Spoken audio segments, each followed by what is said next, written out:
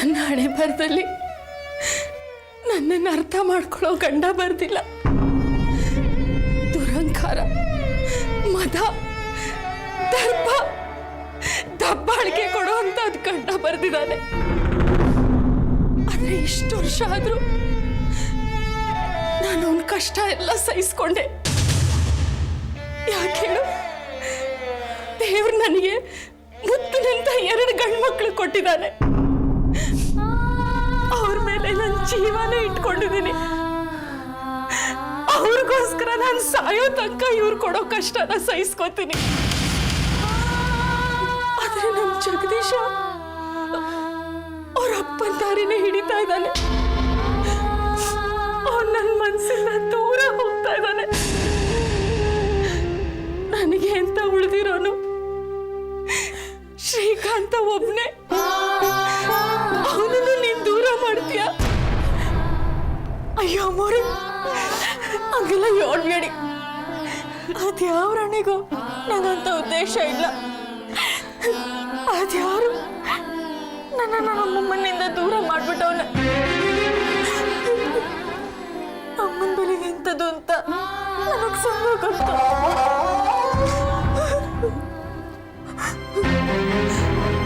ಹಾಗಂದ್ರೆ ಹೇಳು, ಶ್ರೀಕಾಂತಿಗೆ ಏನಾಗಿದೆ? ಅದೊಂದು ವಿಷಯ ನನ್ನ ಕೈಲಿ ಹೇಳಕ್ಕಾಗಕ್ಕಿಲ್ಲ ಅಮ್ಮವ್ರೆ. ಯಾಕೆ?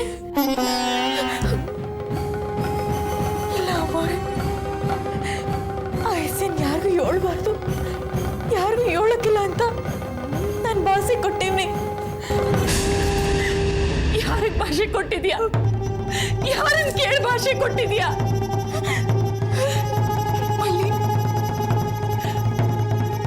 ಒಬ್ಬ ತಾಯಿಯಾಗಿ ಕೇಳ್ಕೊತಿದ್ದೀನಿ. ನೋಡು, ನಿನಗೆ ನನ್ನ ಮೇಲೆ ಆಣೆ. ಸತ್ಯ ಏನು ಅಂತ ನೀನು ಹೇಳಲೇಬೇಕು. ಅವರೇ ಆಣೆ ಇಟ್ಟು ನನ್ನ ಕೈ ಕಟ್ಟಾಕ್ಬಿಡ್ರಿ ನೀವು. ಹೇಳ್ತೀನಿ ಅಮ್ಮವ್ರೆ, ಎಲ್ಲ ವಿಷಯ ಹೇಳ್ತೀನಿ. ದೊಡ್ಡ ಯಜಮಾನ್ರ ಆಣೆಗಿಂತ ತಾಯಿ ಮಮತೆನೆ ದೊಡ್ಡದು. ಎಲ್ಲ ಹೇಳ್ತೀನಿ. ಈಗ ಕೊಟ್ಟಿದ್ದ ಮಾತು ತಪ್ಪಿದ್ದಕ್ಕೆ ಅದೇನೇ ಶಿಕ್ಷೆ ಬರಲಿ, ನಾನು ಅನುಭವಿಸ್ತೀನಿ.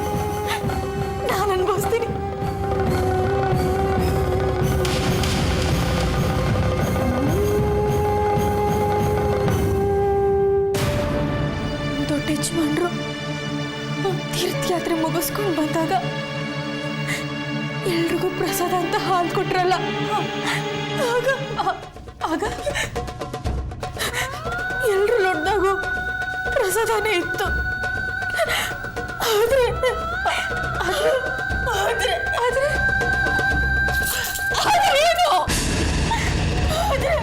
ದೊಡ್ಡ ಯಜಮಾನ್ರು ಚಿಕ್ಕ ಯಜಮಾನ್ರು ಲೊಡ್ದಾಗೆ ಹೆಸರು ಬೆಳೆಸ್ಬಿಟ್ಟಿದ್ರು.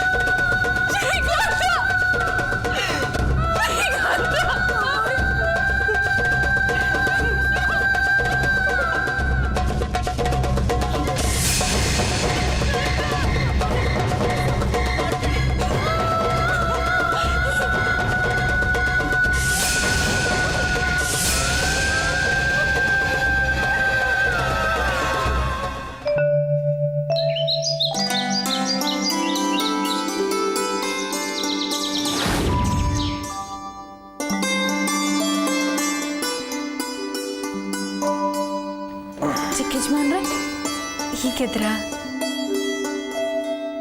ಕಾಫಿ ಕೊಡ್ಲ ಚಿಕ್ಕ ಯಜಮಾನ್ರೆ?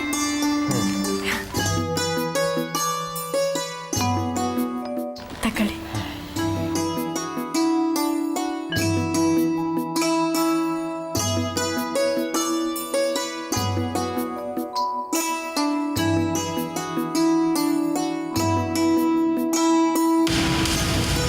ಯಾಕೆ ಚಿಕ್ಕ ಯಜಮಾನ್ರೆ, ತಲೆನೋವು ನೋವು ಆಯ್ತದ? ಇಲ್ಲ, ಏನಿಲ್ಲ ಬಿಡು. ಈಗ ಸ್ವಲ್ಪ ಆಯಾಸ ಕಡಿಮೆ ಆಗಿರ್ಬೇಕಲ್ವಾ?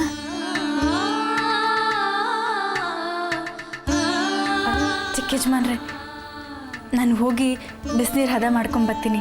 ಅದ್ರಾಗ ಸ್ನಾನ ಮಾಡಿದ್ರೆ ಮೈ ಹಗುರ ಆಯ್ತದೆ. ಹಾಂ ಹಾಂ ಯಜಮಾನ್ರೆ, ಮನೆಯಾಗೆ ಹಲ್ವಾ ಮಾಡೋರೆ, ಪಾಯಸನೂ ಮಾಡೋರೆ. ನೀವು ಸ್ನಾನ ಮಾಡ್ಕೊಂಡು ಬಂದ್ಮ್ಯಾಕೆ ಅದನ್ನು ತಿನ್ನಿವ್ರಂತೆ. ಮಲ್ಲಿ, ಮಲ್ಲಿ,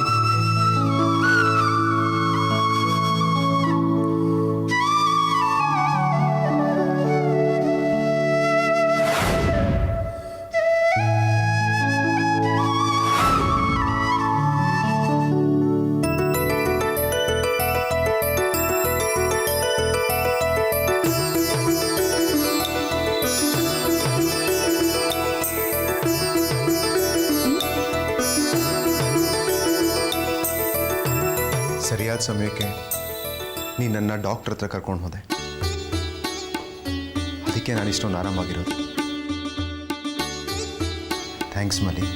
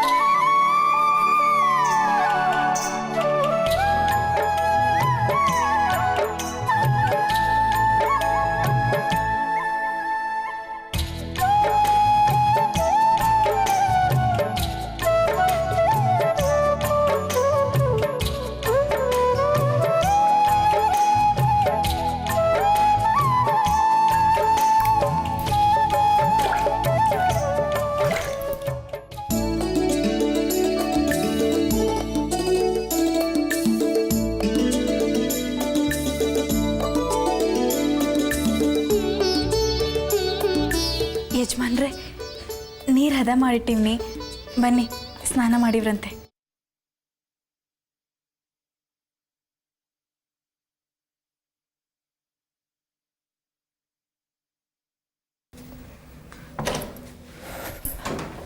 ಮೆತ್ತಿಗೆ ಯಜಮಾನ್ರೆ.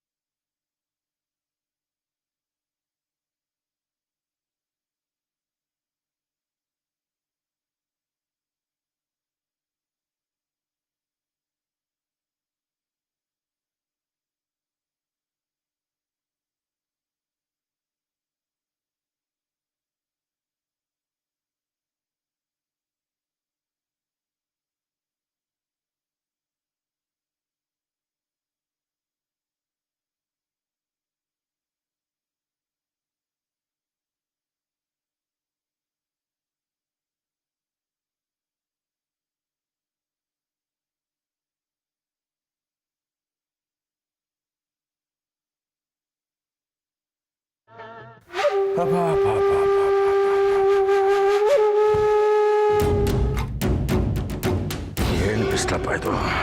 ಓ ಸೋನೆ ಯಪ್ಪ ಯಪ್ಪ.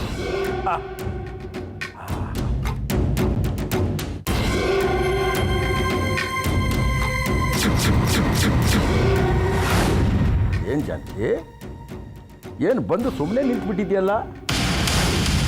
ಅಲ್ಲ, ಬಂದ ತಕ್ಷಣ ನನಗೆ ನೀರು ಕೊಡೋದು, ಈ ಕಾಲಿನ ಚಡಾವು ತೆಗೆಯೋದು, ನನಗೆ ಕಾಲು ಒತ್ತೋದು, ಈ ಸೇವೆ ಎಲ್ಲ ನೀನು ಮಾಡ್ತಾ ಇದ್ದೆ. ಇವತ್ತೇನು ಇದಕ್ಕೆಲ್ಲ ಒಂದು ರಜೆ ಹಾಕ್ಬಿಟ್ಟಿದ್ಯಾ ಅಂತ ಕಾಣಿಸುತ್ತೆ.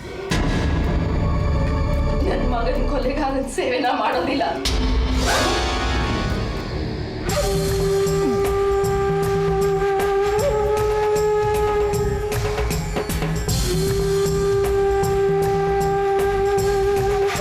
ಈ ವಿಷಯ ನಿನಗೂ ಗೊತ್ತಾಗುತ್ತಾ? ಈ ವಿಷಯ ಯಾರಿಗೂ ಗೊತ್ತಾಗಬಾರ್ದು ಅಂತ ಅವಳಿಗೆ ಹೇಳಿದೆ. ಆದರೂ ನಿನಗೆ ಅವಳು ಹೇಳಿಬಿಟ್ಟಿದ್ದಾಳೆ. ವಿಷಯ ತಿಳ್ಕೊಳ್ಳೋ ಹಕ್ಕು ತಾಯಿ ಆದವಳು ನನಗಿದೆ, ಅದಕ್ಕೆ ತಿಳ್ಕೊಂಡೆ. ಹಕ್ಕಿರೋದ್ರಿಂದ ತಿಳ್ಕೊಂಡ್ಯಾ ಅಥವಾ ಪ್ರೀತಿ ಇರೋದ್ರಿಂದ ನೀನು ತಿಳ್ಕೊಂಡ್ಯಾ? ಯಾರಿಗೆ ಎಷ್ಟು ಪ್ರೀತಿ ಇದೆ ಅಂತ ಈಗ ತಿಳಿತಾ ಇದೆಯಲ್ಲ.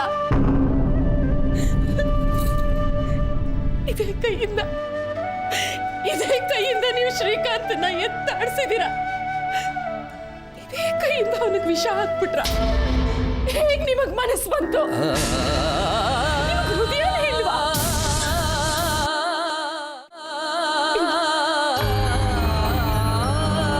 ನಿಮ್ಗೆ ಹೃದಯನೂ ಇಲ್ಲ, ಮನಸ್ಸು ಇಲ್ಲ, ಪ್ರೀತಿನೂ ಇಲ್ಲ, ಹೆಂಡತಿ ಮೇಲೆ ವಾತ್ಸಲ್ಯನೂ ಇಲ್ಲ, ಮಕ್ಕಳ ಮೇಲೆ ಮಮತೆನೂ ಇಲ್ಲ, ಏನೂ ಇಲ್ಲ ನಿಮ್ಗೆ. ನಿನ್ಗಿದ್ಯಾ? ಇದೆ. ಯಾಕಿಲ್ಲ? ನಾನು ನನ್ನ ಮಕ್ಕಳ ಮೇಲೆ ಪ್ರಾಣನ ಇಟ್ಕೊಂಡಿದ್ದೀನಿ. ನನ್ನ ಕಣ್ಣು ಮುಂದೆ ನನ್ನ ಮಕ್ಕಳಿಗೆ ವಿಷ ಕೊಟ್ಟು ನೀವು ಸಾಯಿಸಿದ್ರೆ ನಾನು ನೋಡ್ಕೊಂಡು ಕೈ ಕಟ್ಕೊಂಡು ನಿಂತಿರ್ತೀನ. ಏನ್ ಮಾಡ್ತೀಯಾ? ಏನ್ ಮಾಡ್ತೀನ? ಏನ್ ಮಾಡ್ತೀನಿ ನೋಡಿ.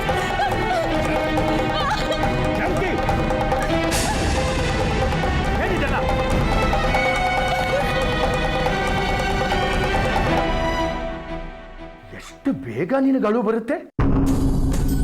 ಈಗ ನೀನು ಮಾಡ್ಕೋತಾ ಇರೋ ಕೆಲಸದಿಂದ ನಿನ್ಗೇನಾದ್ರೂ ಹೆಚ್ಚು ಕಮ್ಮಿ ಆಗಿದ್ರೆ ಅವೆಲ್ಲ ಆಡ್ಬೇಕಾಗಿತ್ತಲ್ಲ.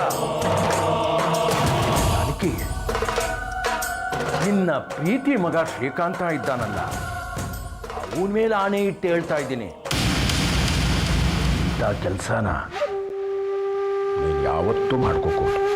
ನೀವ್ ಯಾಕಿಂತ ಕೆಲಸ ಮಾಡಿದ್ರಿ ಅಂತ ನನಗೆ ಹೇಳಿ. ಯಾಕೆ ಅಂದ್ರೆ ನನ್ನ ವಂಶಕ್ಕೆ ಒಬ್ಬ ವಾರಸ್ದಾರ ಬೇಕು. ಇಲ್ಲ ಅಂದ್ರೆ ಈ ನನ್ನ ಸಮಸ್ತ ಆಸ್ತಿ ಆಯಾದಿ ಇದ್ದಾನಲ್ಲ, ಅವನ ಮೊಮ್ಮಕ್ಕಳಿಗೆಲ್ಲ ಸೇರ್ಬಿಡುತ್ತೆ ಅನ್ಕೊಂಡಿದ್ದಾನ. ಹಾಗೇನಿಲ್ಲ, ನೀವ್ ಆ ರೀತಿ ತಿಳ್ಕೊಂಡು ನನ್ನ ಮಗನಿಗೆ ಹಿಂಸೆ ಕೊಡ್ತಿದ್ದೀರಿ ಅಷ್ಟೇ. ಎಷ್ಟು ಧೈರ್ಯ ಬಂದಿದೆ ನಿನಗೆ? ಎಷ್ಟು ಚೆನ್ನಾಗಿ ಮಾತಾಡ್ತೀಯ, ಇಷ್ಟು ಚೆನ್ನಾಗಿ ಮಾತಾಡ್ತೀಯ ಅಂತ ನನಗೆ ಗೊತ್ತೇ ಇರಲಿಲ್ಲ. ಎಷ್ಟೇ ಆದರೂ ನೀನು ಮಹಾಕವಿ ಶ್ರೀಕಾಂತನ ಮಾತೇ ಅಲ್ವಿದ್ಯ. ಅವನು ನಿಮಗೂ ಮಗ. ಈಗ ನೀನು ಜ್ಞಾಪಕಕ್ಕೆ ಬಂತ ಅವನು ನನ್ನ ಮಗನು ಅಂತ. ನನ್ನ ಮಗ ನನ್ನ ವಂಶಾನ ಬೆಳೆಸಬೇಕು ಅಂತ ನಾನು ಬಯಸಿದ್ದೆ, ಅದ್ರಲ್ಲಿ ತಪ್ಪೇ. ನನ್ನ ಮಗ ನನ್ನ ಮಾತನ್ನ ಮೀರಬಾರ್ದು ಅಂತ ನಾನು ಆಶಿಸಿದ್ದೆ, ಅದ್ರಲ್ಲಿ ತಪ್ಪೇನಿದೆ ಹೇಳು. ಅಪ್ಪನ ಮಾತು ಮೀರಿದ್ದು ತಪ್ಪೆ, ಆದ್ರೆ ಅಪ್ಪನೇ ಮಗಂಗೆ ವಿಷ ಕೊಟ್ಟಿದ್ದು ಕ್ಷಮಿಸಕ್ ಆಗದೆ ಇರೋಂತ ದೊಡ್ಡ ತಪ್ಪು. ತಪ್ಪ? ಈ ಮನೆಯಲ್ಲಿ ನನ್ನ ಮಾತನ್ನ ಮೀರಿ ನಡೆಯೋರ ಸಂಖ್ಯೆ, ನನ್ನ ಮಾತಿಗೆ ಎದುರುತ್ತರ ಕೊಡೋರ ಸಂಖ್ಯೆ ಬೆಳೀತಾ ಇದೆ. ನೀನು ಹೀಗೆ, ಅವನು ಹಾಗೆ. ಇನ್ನು ಮಲ್ಲಿ ಚೋಟುದ್ದ ಇದ್ದಾಳೆ. ಎಷ್ಟು ಧೈರ್ಯ ಇರಬಾರ್ದು ಅವಳಿಗೆ. ನನ್ನ ಮಾತನ್ನೇ ಮೀರಿ ನಿನ್ನ ಮಗನ ವೈದ್ಯರ ಹತ್ರ ಕರ್ಕೊಂಡು ಹೋಗಿದ್ದಾಳೆ. ಹೋಗ್ಲಿ ಬಿಡು, ಅವಳು ಸೊರೋಗ್ತಾಳೆ, ನಿನ್ನ ಮಗನೂ ಸೊರೋಗ್ತಾನೆ. ನೀನೇನು ಚಿಂತೆ ಮಾಡಬೇಕಾಗಿಲ್ಲ. ಒಂದು ವೇಳೆ ನನ್ನ ಮಗ ಸರಿ ಹೋಗದೆ ಇದ್ರೆ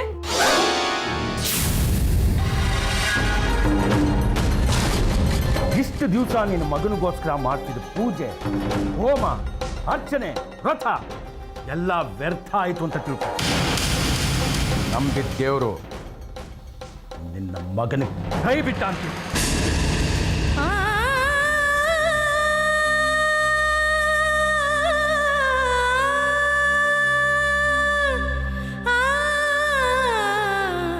ಅಪ್ಪನ ಮಾತನ್ನ ಕೇಳದೆ ಇರೋ ಮಗ ಇದ್ರೆ ಎಷ್ಟು ಸತ್ರೆ ಎಷ್ಟು.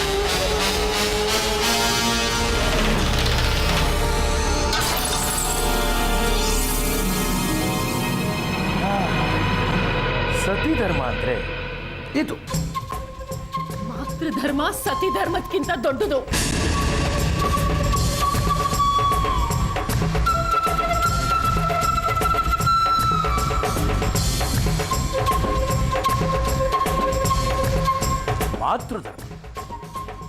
ಮಾತೃಧರ್ಮ ಅದಕ್ಕಿಂತ ದೊಡ್ಡದು.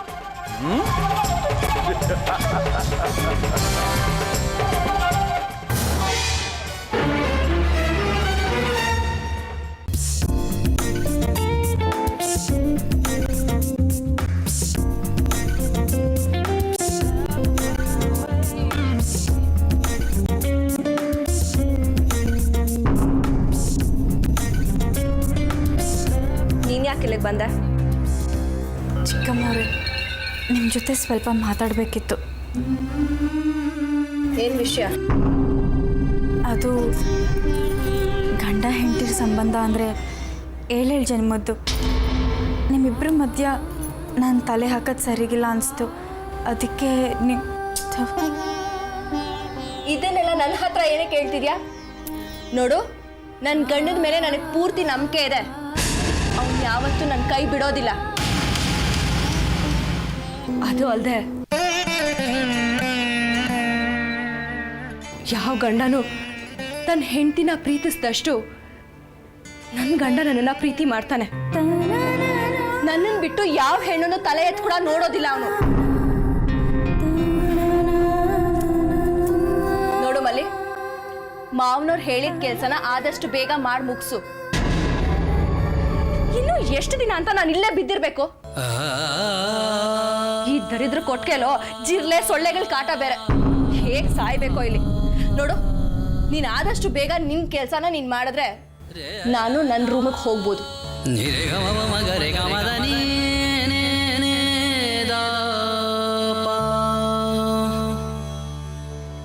सा नि रे ध नि रे ध नि ध नि रे ग ग रे ध नि रे ध नि ध नि रे ग मा